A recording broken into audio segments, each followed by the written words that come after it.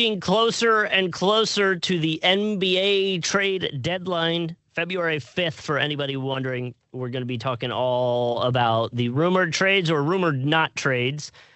And then the rumor that everything is on hold until one player potentially wants a trade. So we'll talk all about that. I feel like that part of it, at least, we've talked the last 3 episodes, so maybe we won't go too deep on that. But a lot of trade talk coming up, but also Adam Silver has come out. Again, there's an article on ESPN. You can check it out if you want. But Adam Silver confirming that the league, in partnership with FIBA, is continuing towards launching an NBA-style basketball league in Europe. There's still no real timeline or team commitments. So, like, a lot of things I've seen is, like, cool. It's all talk until something's in motion a little bit. And I get that thought process because I feel like we've heard this conversation quite a lot. So hopefully it is true, but there's definitely some excitement, at least from the Adam Silver, the media partners, the stakeholders that are all part of this seem excited about it. There's definitely a long-term vision, not like a short-term one. The early proposal that I saw was the 16-team league with a mix of clubs and qualification spots, kind of like soccer over in Europe, if you will, where you can get like knocked out per se, which will kind of like kill the idea of tanking. But the big picture timeline that I think we've heard at least for once somewhere along the line from Silver was a 2027, 2028 potentially realistic time frame to maybe get something going. Because there's a lot of there's just a lot of schematics that would probably have to be figured out in terms of like building infrastructure, local investment, teams, stakeholders, franchise owners, blah, blah, blah. If you're doing that, or if you're just pulling in teams that are already there, would be another part of this conversation, I think. Yeah, I mean, the big question is how it's going to overlap with EuroLeague, obviously, right? Like EuroLeague, these are not in tandem. I think that's the important thing to point out right away is like, the NBA has eyed this 16-team model. EuroLeague right now has 20 teams in it. You know, a lot of these clubs too currently have contracts with EuroLeague. And so that's the thing is it's like, they've talked about even if the NBA comes over and you're able to pinch some of these clubs from EuroLeague, like, who knows how it's all going to play legally over there as well. And I'm thinking more that's what some of the bigger clubs you would expect, like, Barcelona, for example, is one of the bigger ones. So we'll see how that happens. Again, this is still a lot of just idea right now. I know they put that timeline out there and I know they're moving forward, but it still feels like this has a long way to go to being a fully viable option. I mean, I get why they're trying to do it in Europe, right? Like EuroLeague is by far the behind the NBA, the second best basketball league in the world. Yeah. And so I think to that token, like, it makes sense to engage with all those markets and bring all those fans under the NBA umbrella officially. Like we obviously know the NBA is the number one everywhere. I don't know. It just feels like, again, until you get it almost feels like if there's a way to merge with EuroLeague, like that'd be the actual best way of getting this off the ground. I just don't know what that looks like right now. Well, right now they're at the part where like this still could end up being a broken record where there's a lot of talk and nothing ever actually happens. But Adam Silver has come out and saying that his goal is to respect the EuroLeague's deep history and existing basketball traditions in Europe already. So like that's a part of whatever they're trying to figure out, not stepping on EuroLeague's toes or EuroLeague being a part of it or whatnot. It definitely seems like that's what they're trying to work around. They're both hot and cold right now too. Like they keep like saying nice things about each other, but then they're subbing each other at the same time, right? Like the EuroLeague is like, oh, we're open to a relationship with the NBA, but they sent a letter to the NBA saying, hey, if you keep talking to our EuroLeague shareholders, we're gonna like sue you. Adam Silver also was like, oh, the EuroLeague is great. It's number 2. Number two, though. The quote here is, if I thought the ceiling was existing EuroLeague and their fan interest, we wouldn't be spending the kind of time and attention we are on this project, quote, which is that's kind of brushing them off a little bit and saying, no, actually, we're going to take your product, we're going to take your product and we're going to do it a little better. Obviously, this all comes right. Like, the reason this is at its high right now, I mean, there are games coming up in London as well, but, we just saw here the Magic and the Grizzlies play in Berlin. With the Magic winning there 118-111. So I think that's why this is more in the news right now. Basketball is largely, I mean, soccer's clearly king over there and everywhere else, but like basketball, strong argument for number two, right? Like, we've seen the Eurobasket tournament continue to have a bigger and bigger, audience. So it's like I said, the audience is there. Well, and I guess to that, part of my thought process too is, in the USA, NFL is king. Mm-hmm. Who would you say is number two? NBA? Oh man, because baseball is pretty up there. It's either NBA or it's MLB for sure. There's a gap, a large gap between those two and NHL. NHL is for sure four. I don't know, man. It would have been MLB traditionally. I think NBA is certainly closing the gap, and if not has closed the gap, jumped it. So recent poll, this is just an AI Google response. It says football, obviously NFL and college are dominant. It does say strong second, popular across all demographics, is the NBA and college basketball. So yeah, they're saying basketball and then baseball. Surprisingly, 4 they say is soccer. Hockey lands 5 on this. I mean, I think that depends where you are too. Well, hockey, like up north, I bet hockey is way more than down here. You know what I mean? Like. I mean, you say that, but like Panthers have got a great base. Lightning got a great base. I agree. We're talking winning the Stanley Cup. Florida's won 4 of the last 5. I agree. Well, and I guess my point to that was, and this kind of kills that argument is. And maybe it doesn't, because baseball and you and I essentially were stuck on whether it was basketball or baseball as number 2. In EuroLeague or in Europe, will basketball be the clear number 2 over there if they get it up and running? I don't know if it's clear, but it probably is the best chance, honestly. I mean, you talk about different clubs. I mean, even like point out to the 16 teams that Adam Silver was talking about with some of these. Like they're not all like next to each other and in a similar region. Like they're all over the place. Like you've got Athens, Istanbul, Paris, Munich, Berlin, Rome, Milan, Manchester, London, Madrid, Barcelona. Like a lot of these overlap country-wise. But that's, Istanbul and London are not exactly next door to each other either. It's a lot of travel. Google's AI response for Europe sports says football, soccer is the undisputed number 1 with a massive fan base. They do say basketball is hugely popular more in the Southern Europe, kind of like what we were just talking about, almost Spain, Greece, Lithuania, Russia, a little bit of Russia. But then they said ice hockey. Is nowhere south, though. What's AI talking about? I don't know. That's what listen. That's what I'm talking about. That's why you always got to say with AI. Lithuania is nowhere near Southern Europe.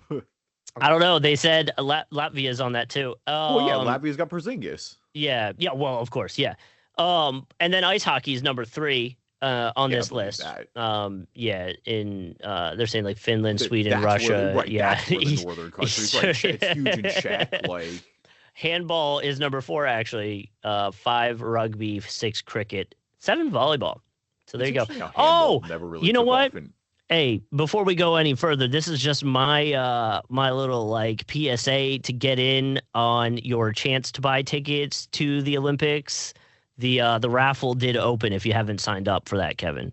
Oh, for the winter or for 2028? 28, yeah. Oh, for LA. Yeah, no, definitely. I'm trying to go. I mean, listen, my brother lives in LA. I'm definitely trying to go. So you gotta get in on that.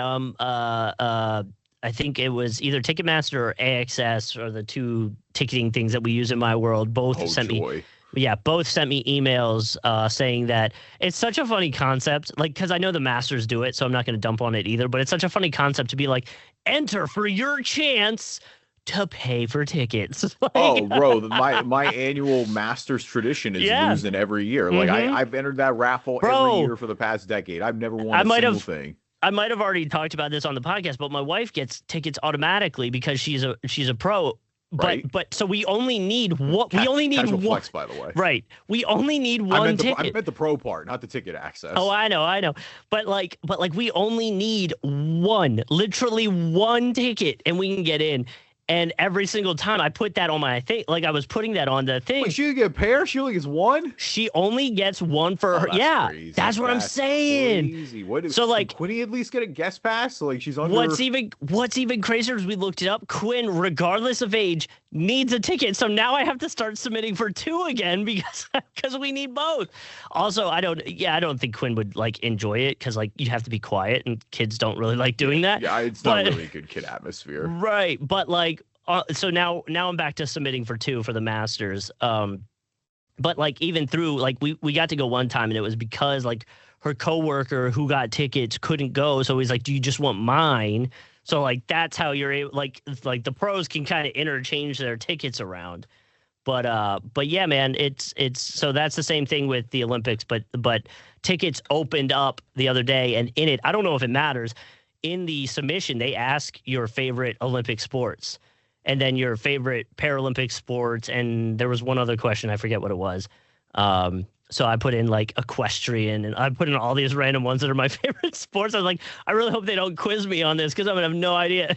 I mean, you might get a better shot at getting them low key. Well, that was my thought. That was my thought. Is maybe they'll open it up to like buy specific ones, like because I put basketball, I put equestrian.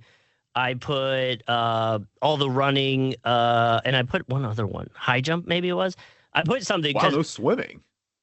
No, didn't do swimming. I used to do pole vault in high school, so I put that because I thought that was fun. We gotta talk about that on another podcast. I don't want to get into this now because like I feel like I have a lot of questions. I'm genuinely like I'm not even trying to like be laughing about this. I have a lot of questions about pole vaulting, man. Like that's wild to me. I still can't like. I broke my collarbone because of it. Yeah, that checks. Well, that sounds like something you could do pole vaulting. Yeah, if you missed that, did you just miss the mat? You missed? Well, so like, I mean, if you got enough speed, it'll take you up. But right. when you're learning, like you might not have enough speed, and I'm objectively not the fastest person. So like, they gave me a pole vault pole that was too big for my weight. Because I was a tiny kid in high school. I was like 125, and I guess this would have been 9th grade. And then, so like, I tried to do it, but it didn't bend enough for me. So it just launched me kind of back to the side, right onto my shoulder, and yeah. So, yeah. I'm sure they were dreading that phone call that day. Right, that was probably not. Because you're supposed to, like when you get it, right? Like you obviously like push up to go, and the momentum will take you. But when you do it, you have to swing your feet up, so you're upside down as you go over it. Right. And so I was trying to do that, but obviously didn't go forward. I went to the back into the side and landed on cement. So I did not get very high off the ground. I'm pretty sure my collarbone would have broke regardless, but that's crazy though. If you didn't get that high off the ground, it'd still hit with enough. Man. I mean, obviously landing on cement, I totally get it, but landing on cement with your shoulder at an angle like that you weren't, you know what I mean? Like you're not expecting to land at that angle. So you kept pole vaulting after this? No, that was my last time. I thought you kept going. I thought you were saying you did this all in high school after that. I thought this was gonna be like I fought through adversity story. This is like I did this shit once and broke my collarbone. That was it. I quit and enjoyed the improv team.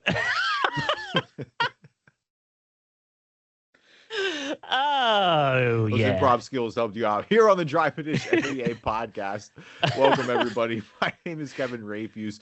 Joining me, as always, my co-host, Justin Kuzar. Oh, my gosh, that was great. Joel Anthony, Miami Heat player, played 28 minutes, 48 seconds on January 9th, 2011.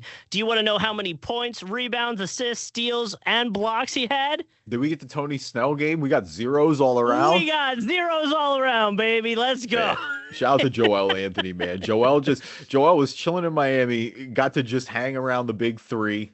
win a couple championships. And it's not like he didn't play minutes. Like I'm not trying. I am not trying to dismiss Joel Anthony. He played minutes for them. He had a defensive role. And when you have LeBron James and Chris Bosh and Dwayne Wade on your team, you're not really expecting to get a lot of shots there. Do you want to guess? Do you want to guess who the assist leader and rebound leader of the 2010-2011 season was? Off the top of your head, was that the first season of the Big Three or the second one? It was the year Rose won MVP. I can tell you that. So that was the first year. I was the other thing. They lost Dallas, and oh my god, dude, their assist leader was it like Carlos Arroyo? Assist leader goes to Phoenix Suns' very own Steve Nash. My bad. You're talking about the league. I thought you were talking about the Heat. League. No, everybody. Okay. Oh. Like, bro, everybody out here making me think Carlos Arroyo's leading. Like, no. Carlos, Puerto Rican legend, but like I don't know if he's leading the NBA in assists ever. No. All right. So what was the other one you asked then? Nash, and then what was the other stat? Rebound leader. This rebounder was bringing in 15.2 rebounds a game. Okay, in 2010, rebound leader. Let's see. I mean, that was low-key's best year. It wasn't Tyson Chandler, was it? No. This player ended up, I think he did. Oh, yeah. He ended up playing with LeBron. Yes. Oh, was it Kevin Love? Yes. Wow. Okay. Nice. Yeah. Yep. Minnesota Kevin Love. Yep. Dude, Minnesota Kevin Love, people need to be on that game. Like Kevin Love was... Kevin Love is unbelievable statistically. Yeah. That was always, I mean, shoot, that's, you want to go back to the early seasons of the podcast. I feel like that's one of the debates we had early on what is Kevin Love? Is Kevin Love is putting up these ridiculous stats, but Minnesota was never winning. So there was always the question of, is it empty stats? Can he contribute to a winning team? Obviously, I think that question was answered in Cleveland when they won the championship, and he was a huge part of that. Yeah. But yeah, no, it's those, I mean, his double doubles were stupid. They were video game numbers. Kevin Durant also became the youngest NBA player to win the scoring title that year for OKC. Yeah, KD getting buckets early. Yeah, wow, great season, definitely. I mean, that was, you want to talk about the seasons that like really got me into basketball? Like those are some of the top ones right there. This is wild. The highest paid players in the 2010-2011 season. Kobe was the highest paid, deservingly so, followed by Jermaine O'Neal and Tracy McGrady. Wow, good for Jermaine O'Neal. I mean, obviously, T-Mac makes a lot of sense at that time, too. And Jermaine O'Neal was really good. Like, that's the thing. When he was on Indy, obviously a huge player, big-time contract getting paid. Good for him, like, letting that stretch and all that. I mean, he had great... You just look at that, and you're like, wait, who? Oh, right. Yeah, I mean, Jermaine O'Neal had some great times on Minnesota, Miami. I think he won the championship on the 06 team in Miami. 06... I think he was on that roster. He was in Miami for a little bit. Maybe he left. He was in No, he didn't get there until 2008, 2009. Oh, bummer. Yeah. He was in Indy from 2001 to 2008. Then he ended up in Miami, ended up on Boston, and then his last year was with Golden State. Obviously, early years were with Portland. Yeah, I thought he had kind of left Indy earlier post Malice at the Palace, but I guess not. So there we go. Hey, all right. Leave us a review on iTunes, good or bad. I'll read them on the podcast. If you're not an Apple user, Google Play Store, Spreaker, Spotify, TuneIn, Amazon Music, Player FM, anywhere you can find a podcast, you can find us. And check us out on YouTube. You can find us just Drive and Dish NBA Podcast, and you can leave us a review or a comment or anything you'd like. You can also subscribe. You'll get notifications when new episodes are coming out. Now, word from our sponsors. So, trade deadline, as we said at the beginning of the episode, coming up on the 5th of February. So we're going to dive into a lot of the headlines and rumors that are going around that. The first one I would say is that apparently there are finished deals on the table and on hold as the league waits for what they believe is Giannis asking out of Milwaukee. So we'll see where that goes. But apparently, if he doesn't, then I guess these go forward. If he does, then maybe some things get through. We've kind of talked about it last week, though, that he wasn't going to demand a trade though out of Milwaukee. I know. So like that's the thing is Milwaukee going to do it? But I think But I think by saying that is him saying I'm not going to do it, so you guys do it, kind of thing. Like I'm still convinced that's what. I get it. He's trying to cover his base a little bit. Right. He doesn't want to ask out. Like I mean, but also I don't think like. Milwaukee should never hate Giannis. Milwaukee, if anything, should be frustrated the organization didn't follow the championship up. But like Giannis delivered. Like Giannis is a certified Milwaukee legend. did you see Kyle Lowry's reception in Toronto? Like, that's exactly how it would be for Giannis every single 100%. time he comes back. No doubt. Yeah. I mean, he's if we're talking the greatest players in Bucks franchise history, and Bucks fans chime in on this if you want, it's between Kareem and Giannis. Like, there's no doubt. I guess Oscar Robertson's in there too, but he played less of his tenure there than those other two. That's a great question. I mean, and with Kareem and Giannis, both of them deliver championships. They're the only two championships in franchise history. Both come courtesy of those guys. You know, that's a great question. I mean, yeah, we've talked about this a zillion times, but like this Bucks roster is just going nowhere fast. Like there's nothing really. I mean, they're out of the play-in right now in the East. They're 2 games behind the Bulls right now. They're behind the Hawks, obviously, who now are a different roster post Trae Young. Like they're behind. They're just behind teams they shouldn't be behind. You know what I mean? Like this Milwaukee team, off the strength of Giannis, you thought would at least get to 5 or 6. Like that's an absolute disaster class if they're not even in the play-in game right now in the Eastern Conference. This isn't out West. Like you don't really have that excuse there. Quality competition. Like they're 7 games under 500. They've lost 3 in a row. Their net rating is underwater. Like this it's not a good basketball team is currently established. Well, and that's exactly what we kind of said the last few episodes is like, if you're going to jumpstart this rebuild or whatever this looks like, the best way to do it is by getting assets through Giannis. So it's not necessarily Giannis needing to ask out. It's the team realizing like, bro, this might be your only option, really, that's going to make this happen and make you have a chance to win something and still let Giannis potentially go win something in his prime. Because I don't think if you keep Giannis through the build with the Bucks, whatever you do or try to do, you might miss his prime. And then now you've got a wasted, window, essentially. Yeah, and I mean, look, like the signs are there visually. I mean, obviously the reason this even gets sparked back up in the past week is the game against the Wolves where they get ran out of the building. Yeah. Giannis finishes the and one. The crowd is booing. He's booing too and putting his thumbs down. It's hard to be positive about what's going on in Milwaukee right now. Giannis came back from injury on the 27th. They're 5-5. It's just not what they expected. Now, yeah. I don't know if he decide again. I still hesitate to see the Bucks just moving on right this second. Maybe they let the season play out. You let the market, like, you don't ever want to trade while it's going bad, right? Like, everybody knows Milwaukee's down right now. Giannis, you would hope, is the type of player that would be, like, market proof. I think we know how great Giannis Antetokounmpo is. With Giannis also in the lineup, they're 14-13. Like, he's dealt with a lot of injuries this year. Like, again, that's still not super inspiring. Woohoo, they're 500. Right. But in the Eastern Conference, that does make a difference right now. The point is, it's just this team is nowhere near the finals. And like with Giannis only getting older with a game that is more based on athleticism. I mean, granted, off his size, though, too, a little bit. I think he can avoid that more than some of the other declines of some of those athletic guys. But, I mean, yeah, the reality is they don't have the assets to bring other guys in. Like, Dame was their shot, it felt like, and it just didn't really work out. We've gone through that a few times.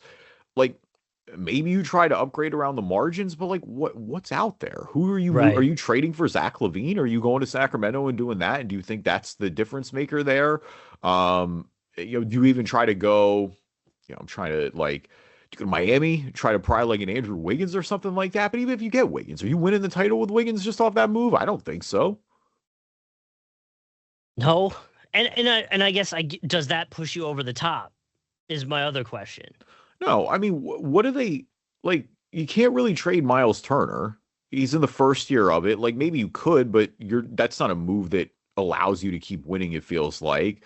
Bobby Portis, okay, you can move on from Bobby Portis there, but what are you getting back? I don't think you're getting much back there. I don't think anybody wants that Kuzma contract. Like Kuzma's due $21.8 million next season. Like, and on top, again, the rotation's already pretty thin. Even if you lose one of those guys, they kind of need the bodies. So I don't know where the upgrading around the margins comes from. Yeah, no, and that's kind of the overarching conversation as to why I think you kind of have to.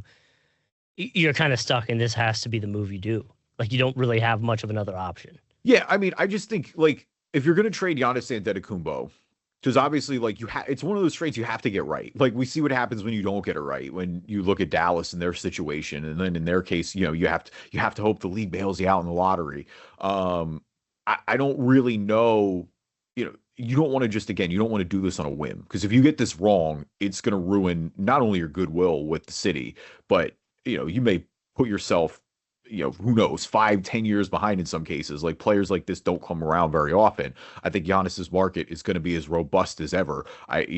Clearly when he plays, he's dominant. Like that part has not slowed down a little bit. Like he's arguably, Jokic, I still think is one, but Giannis is at worst 2 or 3 in the NBA right now. Like he's the definition of a franchise changing superstar.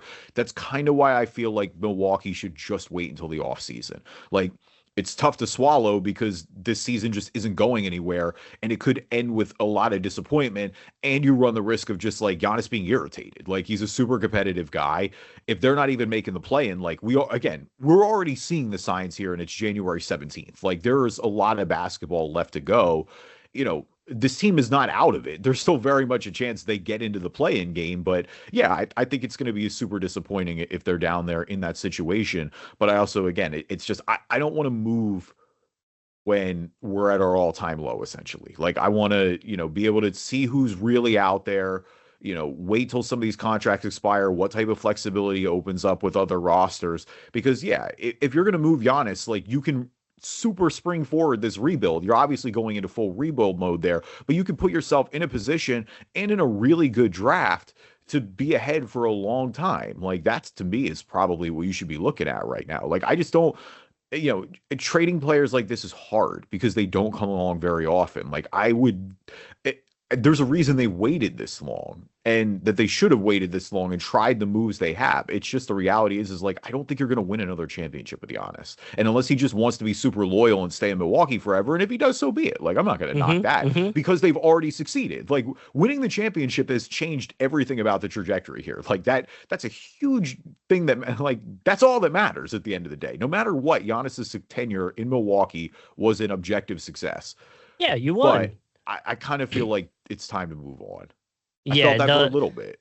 The last thing he can do to end his tenure there is get them a good haul back. Yeah, it's better for both of them. Like, honestly, I feel like we'll be happier going to play like real competitive basketball again. Like you said, the franchise will be in a position to rebuild a whole lot faster. They're just not in a position to contend right now, and I don't think they're going to be in a position to contend. And so, unless you're just content with that, if you're okay with that and you want to ride this out because Giannis has been obviously such a great player, like he's one of those guys that you give a little more deference to, then so be it. But I think Giannis that has to be on board with the fact that like, hey, these next few years might be a little rough. You're probably not winning much. Yeah, no, I completely agree. So I guess the other conversations then go to the big names that are kind of out there for the trade deadline.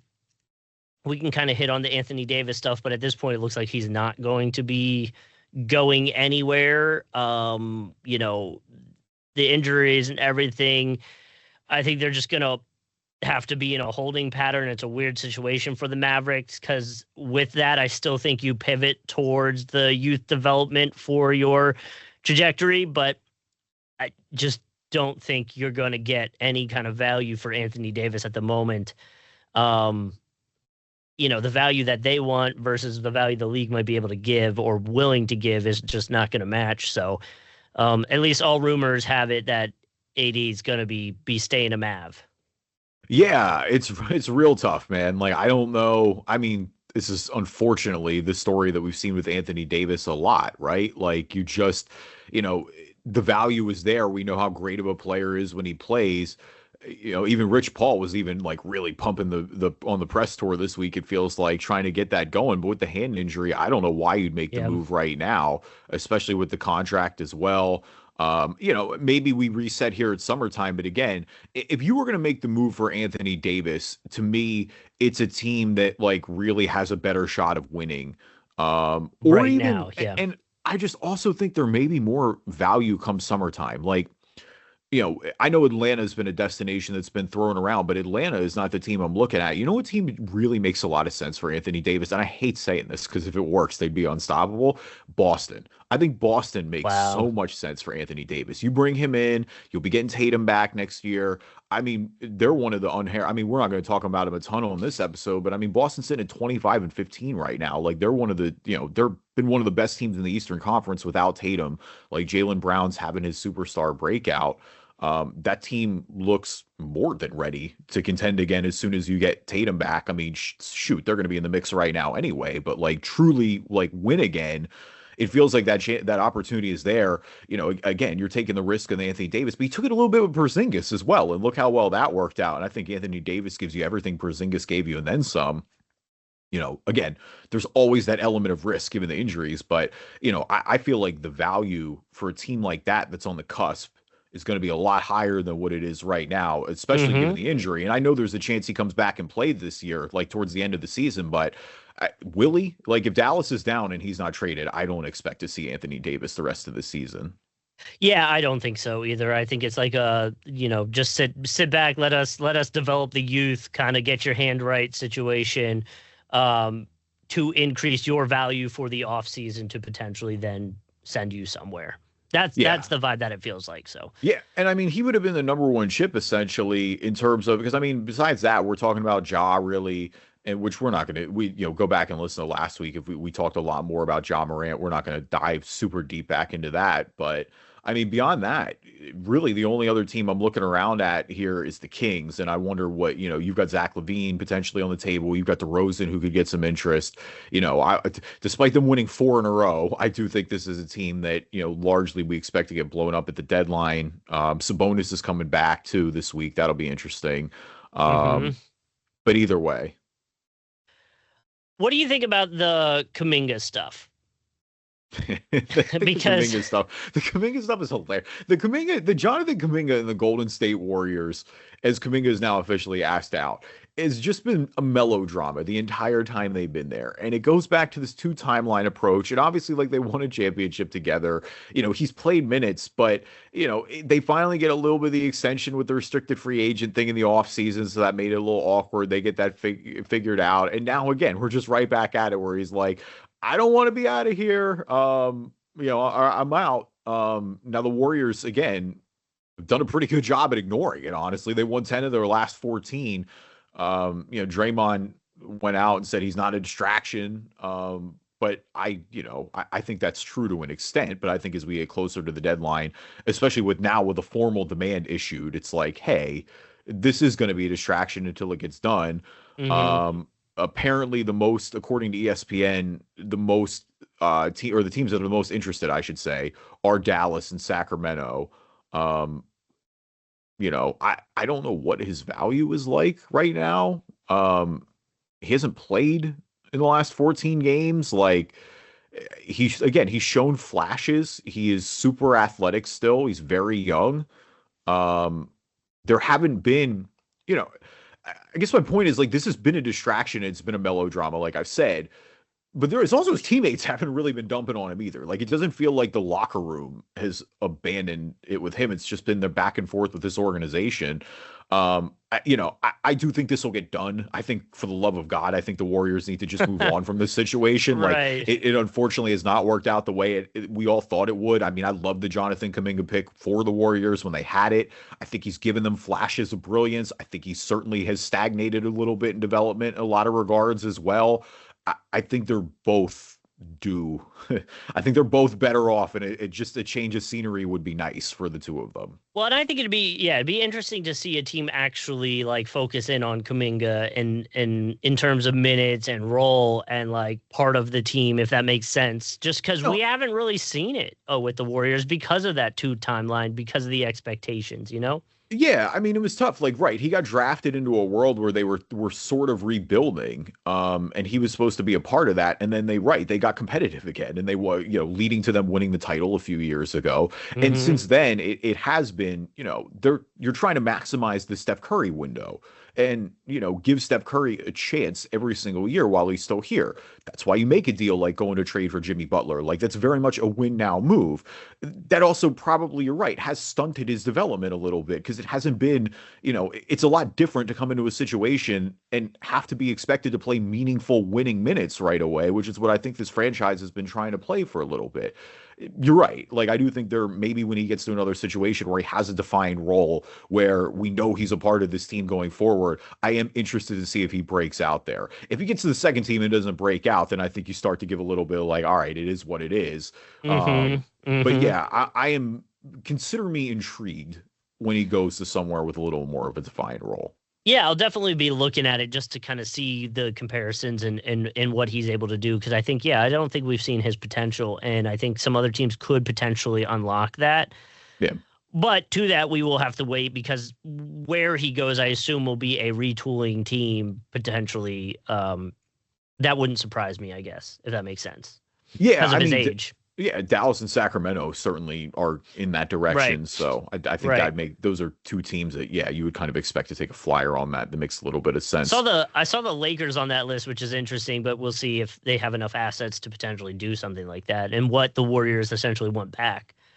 Yeah, so. I'm really, because I don't know how high the market is right now. Like, I don't think you're going to get a first rounder necessarily. Right. I don't know. Or if you do, it's going to be super protected. I think that would be the way it goes at this point. All right, who's balling, who's falling? Our NBA version of the stock market, we always like start with good before the bad. So, Justin, I'll start with you this week. Who is balling? Balling, for me, is going to Anthony Black, not only for what might be the dunk of the year. That video is all over social media. I'm sure you've seen it. But in his last 15 games, he is 20.7, 4.3 assists, 5.3 rebounds on 50, 42, and 80 splits. That's a 62% true shooting percentage. Dude's been cooking. I know there was some talk about six-man, but I think his minutes potentially will come into conversation if he can be eligible for that, because I know he's been filling in for some guys. But yeah, man, Anthony Black's been on a tear, and then obviously getting the dunk was just a feather on the cap for the national spotlight to now see that he's playing amazingly. Yeah, he's been huge. There's no way around it. I mean, talk about all the injuries that Orlando's had this year, when Franz went down, with Paolo struggling a little bit. They've needed a guy to step up and, hope that somebody would get that development. And Anthony Black has been ringing the bell. Like, you're right, has been on an absolute tear the last few weeks. I think if anything, right, that dunk was awesome. Obviously, 4 guys around him in the break made it happen against the Grizzlies in the Berlin game. I think that will certainly get some more eyes on him too, and some more appreciation there. Like, the Magic have got really big contributions from him. To a lesser extent, Tristan Silva as well has started to break out for them. I think that's big and needed. Like, they need that to stay afloat until they get all healthy. Like, that's going to be, if Anthony Black can keep playing like this, that's going to be the type that, continues to buy stock on the Magic going into the postseason. If they can, again, get healthy, all these guys are in form. That's the reason why I think people were higher on them going into the season. Yeah, no, I completely agree, and happy to see another Orlando Magic getting some name drops and showing out, at least in the last 15 games. We'll see where the rest of the year takes us. No, 100%. All right, balling for me this week. We kind of talked about a little bit earlier. You hinted at it, but I was going to say Kyle Lowry. Potentially his last game in Toronto. The Sixers up in Toronto the other night. A win for them, but Kyle Lowry checks into the game. The fans in Toronto had been chanting for Kyle Lowry all game long. Nick Nurse, obviously former Toronto guy as well, obliges. Puts Kyle in the game. You got Tyrese Maxey amping up the crowds, full standing ovation there. Obviously, like, don't really want to talk about that Sixers and Raptors series from a personal fanhood. Hate that Kyle was cooking against us and all that. Like, it came at the expense of us. But yeah, shout out to Kyle getting his love in Toronto. Obviously one of the greatest players in franchise history there, super beloved by the fans. And so it was cool for him to get his moment, like, and good for Nick Nurse to read the crowd. Like, obviously I think it helps that Nick was a part of that as well, but like, good for him to, like, at the end of the day, this is an entertainment thing. We're here for these moments. Like, give the crowd what they want, give Kyle some garbage time minutes. Like, he's not really playing much right now. Like, put the guy in the game. It's just an easy win. Yeah, no, I agree. And like we said, that's That's what I would imagine would be Giannis's reception every time he came back if they were to have to move on from him. 100%. No, good for Kyle Lowry. What's your fallen? Oh, you go falling first. You gotta go falling first. Okay. All right. Falling for me. You went balling first, then I went balling. So I was gonna give you back. I want to hog it back to back. Okay. I was gonna let you go 2 for 2. My fallen is going to Yahoo Sports Daily, who put out a clip where they were talking about NBA and the players defensively specifically. And I guess they were talking about how they have this new 3D camera tracking system that can see the movements on defense. And so they were able to say that Luka is the second least mobile player in the NBA on defense, only behind James Harden. So obviously the internet ran with it. We're like, cool, advanced stats to say someone's not moving a lot, whatever, like watch the game. But I still think it's cool that, to me, it was more like, dang, we got 3D camera tracking and we can see who's moving the least.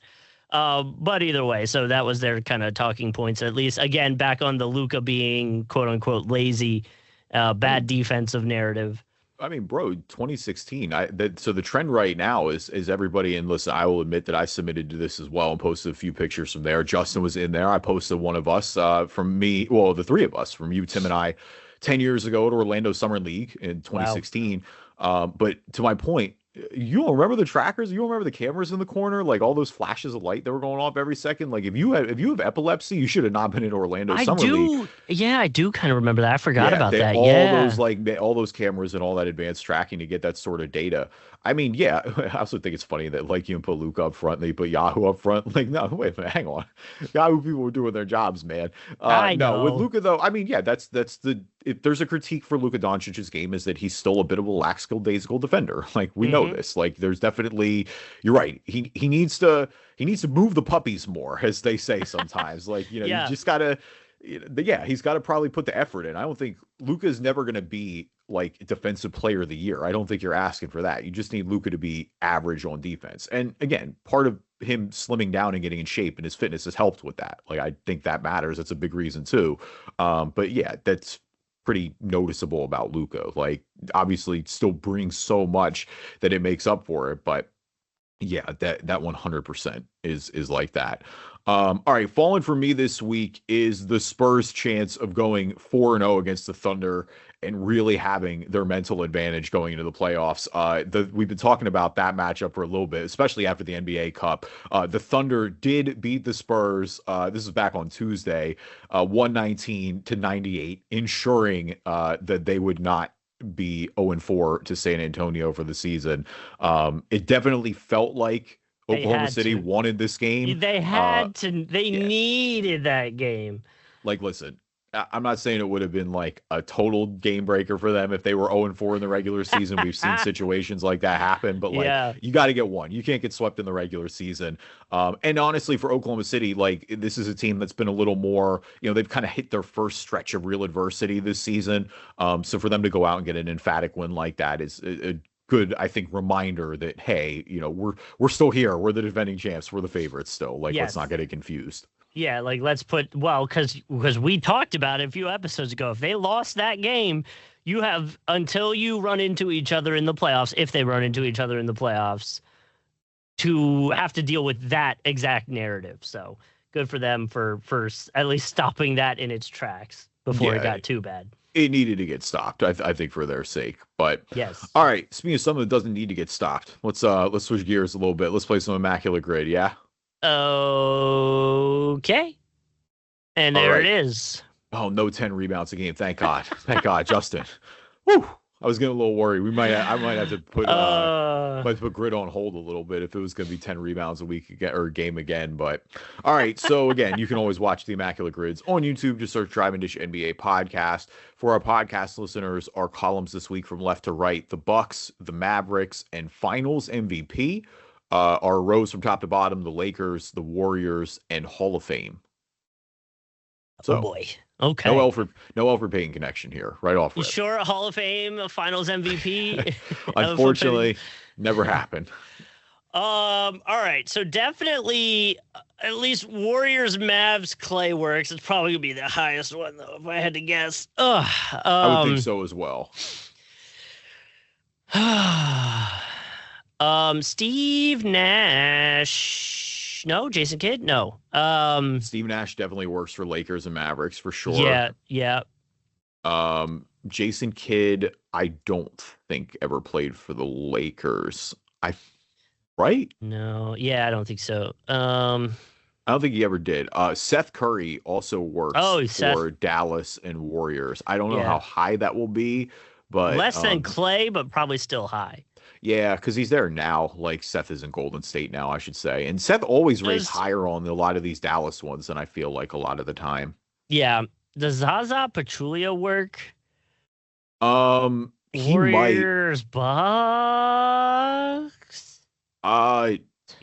Yeah, I think I know. He yeah. does. I'm pretty sure he works for. I mean, obviously, he definitely played for the Warriors. I'm fairly certain he played for the Bucks too. I think he did too. That'll be a low one. Yeah, I'm fine doing Zaza there.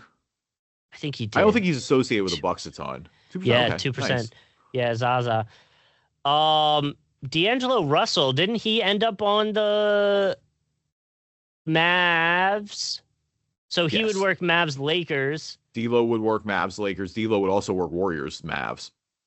Oh, that might be lower. Honestly, D'Lo that half a season there. I think he'd be lower. I think he'd definitely be lower on the Warriors. Should we do Russell there? Yeah, I'm down to D'Angelo. I mean, the only way D'Angelo will be high is if it's because he's there now, like in Dallas. That's the only reason I think he'd be high. But I'm okay doing D apostrophe. Is that what I'm missing? The apostrophe? Yeah, it's D apostrophe. Yeah, A-N-G. Oh, yeah. They do want an apostrophe there. Okay.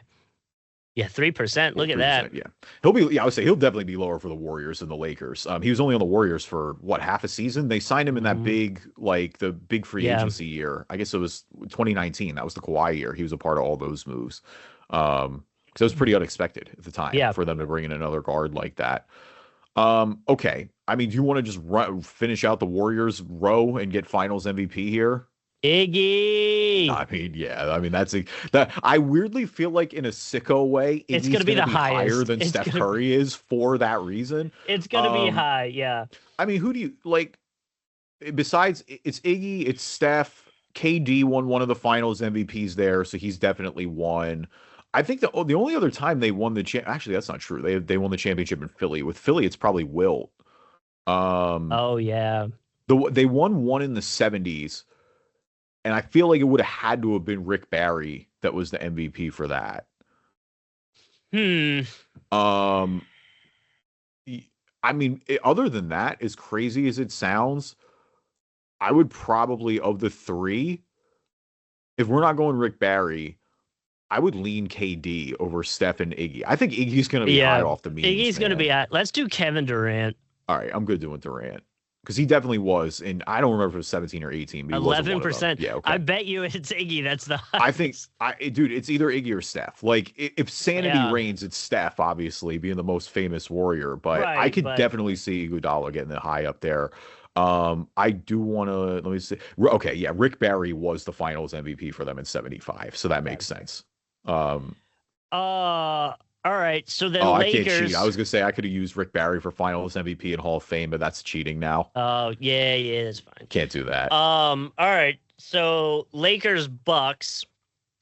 The first one that came to mind for me is Brook Lopez. I was gonna say Paul Gasol. Paul Gasol also works there for sure. I think both of them will be pretty high. Wes Matthews probably works as well. I think Wes works for sure. Wes also works for Dallas Lakers. I feel like Patrick Beverly probably works. Bev was definitely a Laker.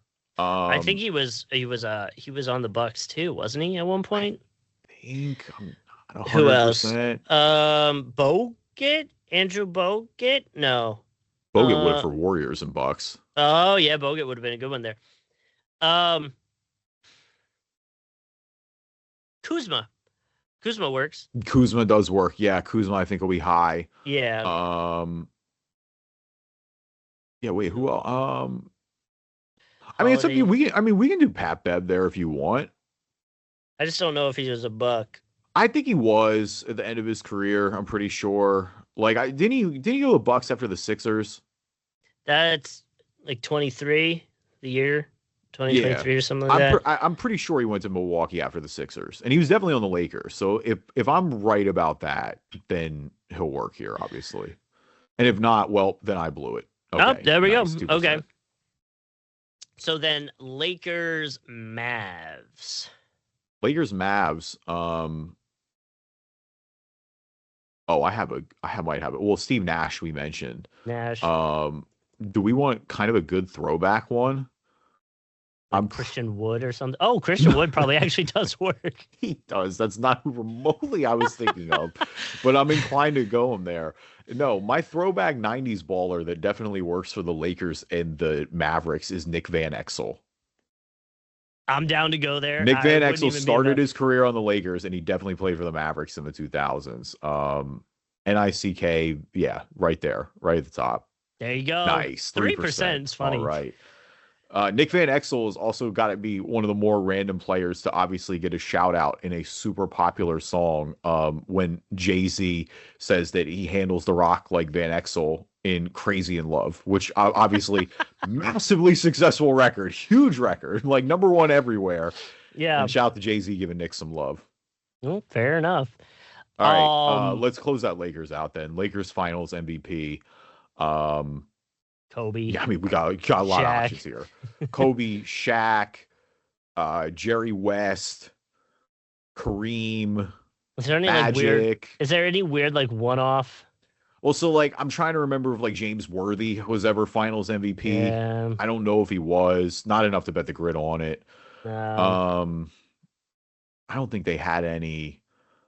I mean, when they won. Who won finals? Did AD win finals MVP when they won in the bubble a few years ago? Oh yeah, well, if not, LeBron would work, right? You're right, but I think Anthony Davis won it, if I remember correctly. Anthony Davis won that finals MVP. I am not enough to because it's either, if it's not AD, it's LeBron, obviously. Right. Well, that's why I'm trying to remember back to it. I can't remember who won that.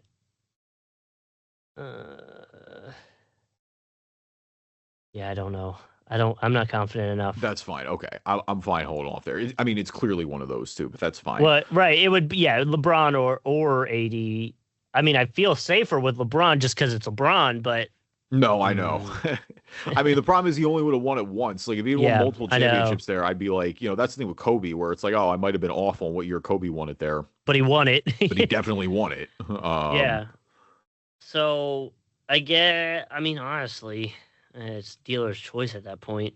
My lowest one, Jerry West is the oldest, so I'm inclined to go with Jerry West. I feel like he'll be lower than Kobe, Shaq, and Kareem and Magic. 12%. That's my inclination there. At least. Yeah, 12%. All right. So we got Bucks Hall of Fame, Mavs Hall of Fame, and Finals MVP Hall of Fame.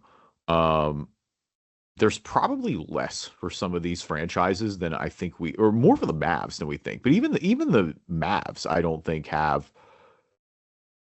I mean, Dirk, right? He's in the Hall of Fame already. Dirk and Steve Nash are the obvious two for the Mavs. Yeah. Other guys that played for them. Jason Kidd works there. Oh, Kidd would be good. I think Kidd might be my winner there, honestly, because you got to go back in the day, and my problem is I don't know old Mavs at all. Like, I don't remember. I don't think Pete Maravich was there. He would have worked for sure. Darren Williams. Did he make Hall of Fame? No, he didn't make Hall of Fame. No, he didn't make Hall of Fame. I'm trying to think of other bigger names. All their guys, Chandler. They had plenty of guys that were good, but they didn't make the Hall of Fame. Yeah. Like Tyson Chandler didn't make the Hall of Fame. Yeah. Sean Marion's not a Hall of Famer. Oof. Like Michael Finley is not. Jason Terry's not. You got to really go back. Like, I'm trying to think of the 90s. Like, if any, you know what? Oh, man. Tim Hardaway's a Hall of Famer now, right? Oof. I feel like if he got it, it would have been recently, right? No, but I think he did. Yeah. Tim Hardaway played in Dallas, and Tim Hardaway would be low. We can try it. I'm down. I think he just made it recently.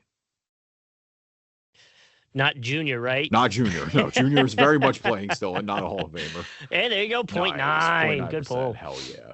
Bucks Hall of Fame. Okay. I mean, well, Giannis isn't in it. So the number one is going to be Kareem. No question, Kareem is going to be one. Yep. Low key, we mentioned him earlier. Powell's in Hall of Fame now.